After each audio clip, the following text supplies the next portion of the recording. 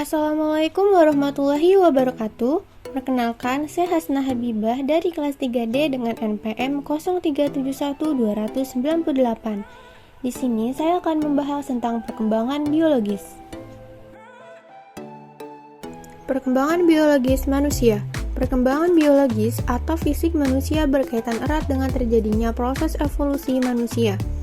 Proses evolusi biologis merupakan proses perubahan secara berangsur-angsur dalam jangka waktu yang lama berkaitan dengan sikap tubuh dan cara bergerak, perubahan fungsi bagian tertentu, tubuh manusia, perubahan bentuk dan volume kepala, perkembangan fungsi alat indera terutama hidung dan mata.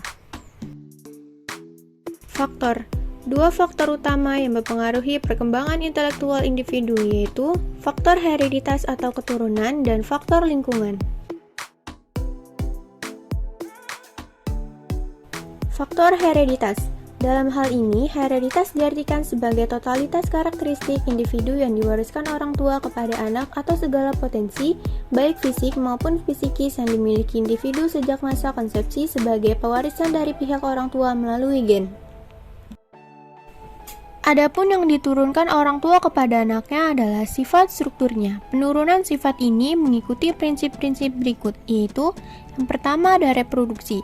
Penurunannya hanya berlangsung melalui sel benih. Yang kedua, konfirmitas atau keseragaman merupakan penurunan sifat yang mengikuti pola jenis generasi sebelumnya. Yang ketiga, variasi. Karena jumlah gen dalam setiap kromosom sangat banyak, maka kombinasi gen pada setiap pembuahan akan mempunyai kemungkinan yang banyak pula. Yang keempat, regresi filial merupakan penurunan sifat cenderung ke arah rata-rata, sedangkan individu yang lahir ke dunia dengan suatu hereditas tertentu. Warisan atau turunan yang dimiliki manusia adalah bentuk tubuh dan warna kulit, sifat-sifat, intelijensi atau kecerdasan, bakat, dan penyakit. Faktor lingkungan. Faktor lingkungan yang dimaksud adalah keluarga yang mengasuh dan membesarkan anak, sekolah tempat mendidik, masyarakat tempat anak bergaul juga bermain sehari-hari, dan keadaan sekitar dengan iklim, flora, dan faunanya. Faktor lingkungan terdiri dari yang pertama ada keluarga.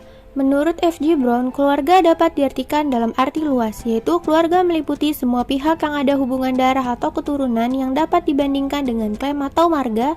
Dalam arti sempit, keluarga meliputi orang tua dan anak. Yang kedua ada sekolah. Harlock mengemukakan bahwa sekolah merupakan faktor penentu bagi perkembangan kepribadian anak, baik dalam cara berpikir, bersikap, maupun cara berperilaku. Yang ketiga ada masyarakat.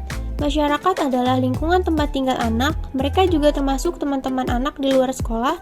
Kondisi orang-orang di lingkungan desa atau kota tempat tinggal anak juga turut mempengaruhi perkembangan jiwanya. Yang keempat, teman sebaya. Kelompok teman sebaya mempunyai peranan yang cukup penting, terutama pada saat terjadinya perubahan dalam struktur masyarakat pada beberapa dekade terakhir ini. Itu saja yang dapat saya sampaikan, kurang lebihnya mohon maaf. Wassalamualaikum warahmatullahi wabarakatuh.